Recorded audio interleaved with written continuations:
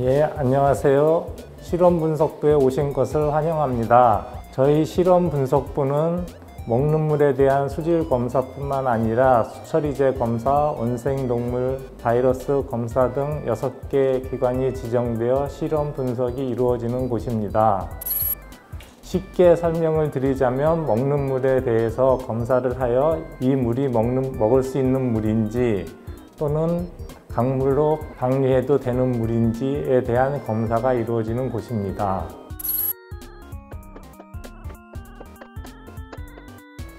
실험분석부는 1층과 2층으로 약 20개의 실험실을 보유하고 있으며 각기 다른 분야로 배정되어 있습니다. 먼저 가보실 곳은 위생안전 전처리실입니다. 화살표를 따라가세요.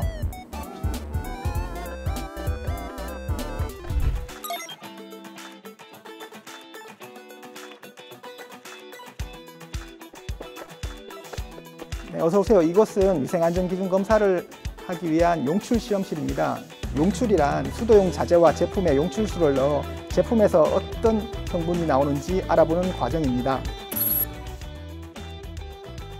위생안전기준 검사란 물과 접촉하는 수도용 기자재에서 수도법에서 정하는 니켈, 납 등 45개의 유해 성분이 검출되는지 여부를 검사하는 법정 의무 검사입니다.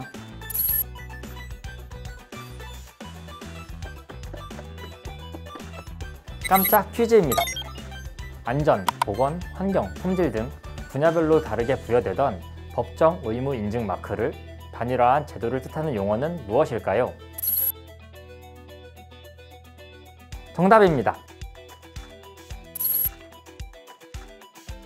KC 마크는 안전, 보건, 환경, 품질 모든 분야를 통과해야 받을 수 있는데 한국물기술인증원이 물클에서 시행되는 물산업 관련 제품의 품질 검사와 성능을 인증하여 공정성을 확보하고 인증 전문성을 높이고 있습니다.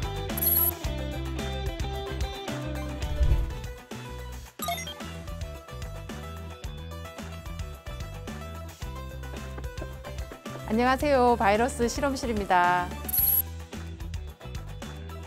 저희는 식수가 각 가정에 공급되기 전 정수장을 대상으로 반기에 한 번씩 바이러스를 검사를 진행을 하고 있습니다.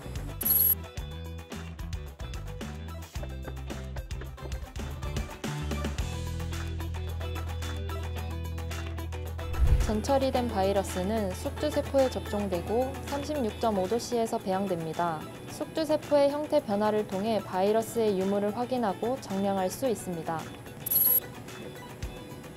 숙주세포를 14일 동안 관찰할 때 75% 이상이 세포 병변을 보이면 양성으로 판정합니다. 그리고 최악수 계산법에 따라서 바이러스의 NPN 값을 산정할 수 있습니다.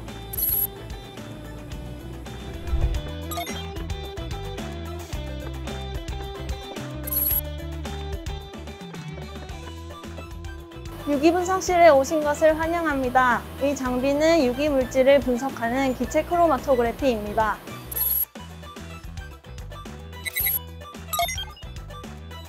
유기물질이란 탄소와 수소 및 산소 원자로 구성된 분자입니다. 대부분 비극성인데 여기서 비극성이란 기름과 친화도가 큰 성질이라는 뜻입니다. 또한 유기물질은 분자 내 탄소, 수소 및 산소 원자와 개수 구조가 다양하여 종류가 무수히 많고 비극성의 정도가 다양합니다.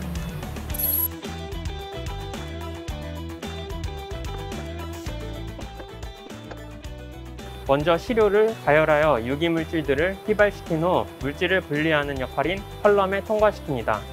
컬럼은 보통 비극성으로 비극성인 유기물질과는 친화력이 커서 통과하는 데 걸리는 시간을 길게 만듭니다.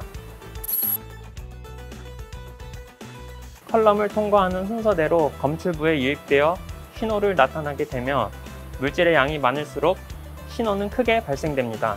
최종적으로 컴퓨터에 의해 분리되어 나오는 물질의 변화를 시간에 따라 나타낸 그래프인 크로마토그램을 확보할 수 있습니다.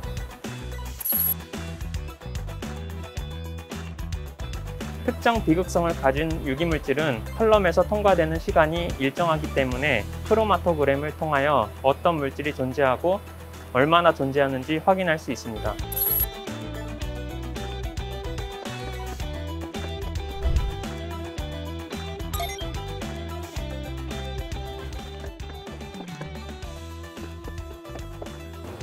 무기분석실을 방문해 주셨군요. 무기분석실은 우리가 마시거나 사용하는 물에 중금속이 있는지 없는지, 또 있다면 얼마나 있는지를 확인하는 곳입니다.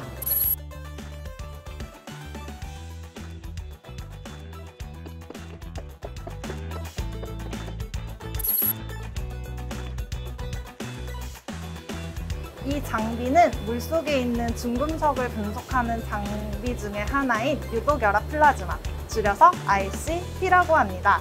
시료가 주입되면 6000에서 800켈빈의 플라즈마를 지나가게 되는데, 이때 들뜨면서 불안정해진 원자가 바닥 상태로 되돌아가면서 방출하는 빛의 파장, 발광 강도를 측정해서 중금속이 있는지 없는지를 확인합니다. 가까이 와서 보실래요? 여기를 보시면 시료가 라인을 따라 이동한 다음 분사되어 플라즈마에 주입이 됩니다. 이렇게 주입된 시료들은 빛의 파장과 발광 강도에 따라서 어떤 중금속이 얼마나 있는지 확인 가능합니다.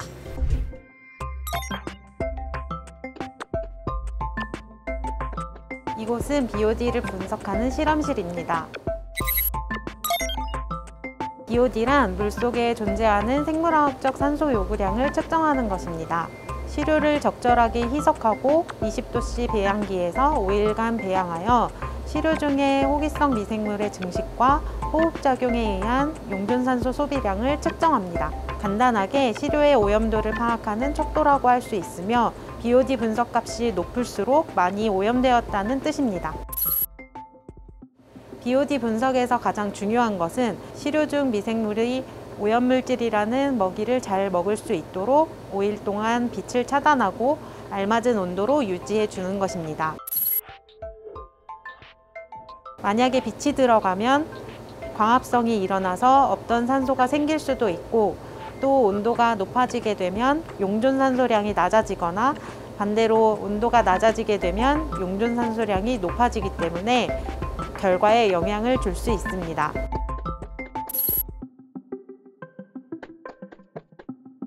분석에 필요한 장비는 크게 시료를 5일간 배양하여 자동으로 용존산소를 측정해주는 BOD 자동 분석기와 결과를 확인하는 PC로 구성되어 있습니다.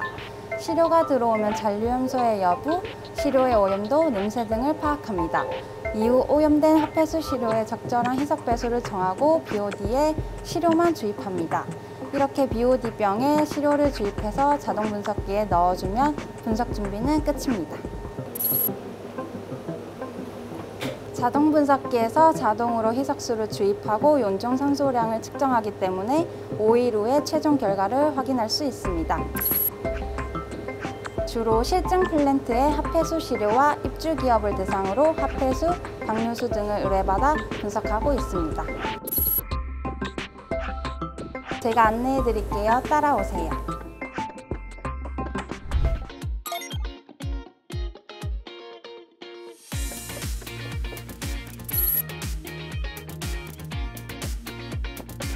어서 오세요. 이곳은 먹는 물 수질 검사를 하는 곳입니다.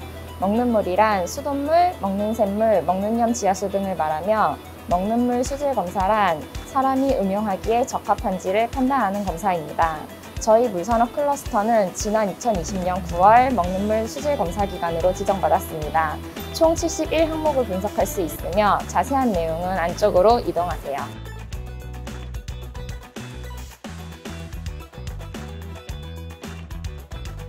이 장비는 먹는 물 분석 장비 중 하나인 LC-MES-MES입니다. 요즘 이슈인 먹는 물의 미량 오염 물질뿐만 아니라 카바릴, 마이크로시스틴, 과불화합물 등을 분석할 수 있습니다.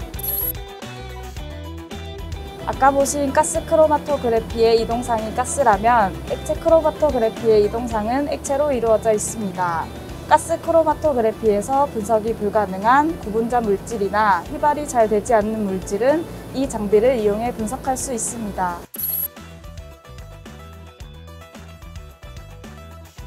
그럼요. 바닥의 화살표를 따라 수질 분석실로 이동하세요.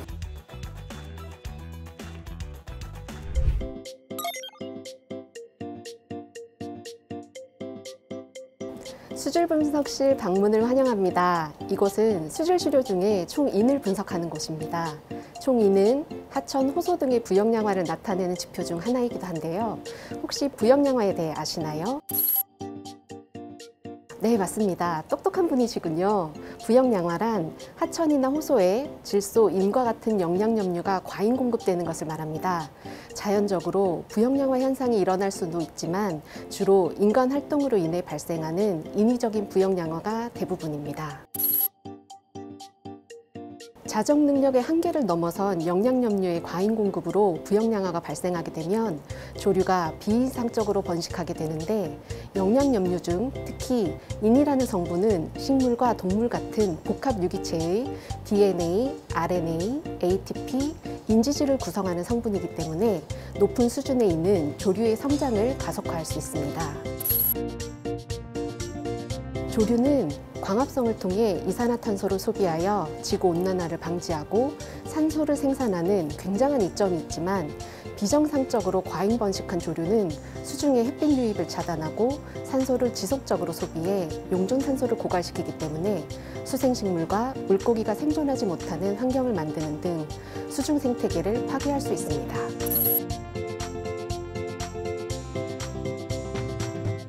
그렇기 때문에 하천, 호소 등의 공공수역의 수질 보존을 위해 과량의 인이 공공수역으로 유입되지 않도록 인을 측정, 관리하는 것은 매우 중요한 일입니다.